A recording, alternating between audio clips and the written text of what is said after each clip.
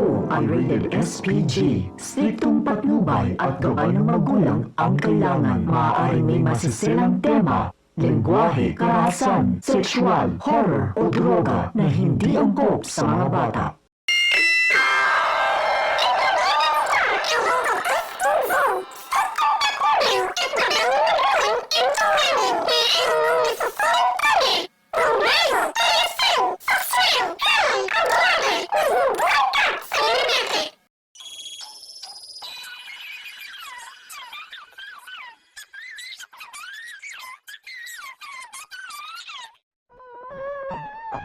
Ang susunod na programa ay rated PG at nubay at gabay ng magulang ay kailangan sa mga batang manonood.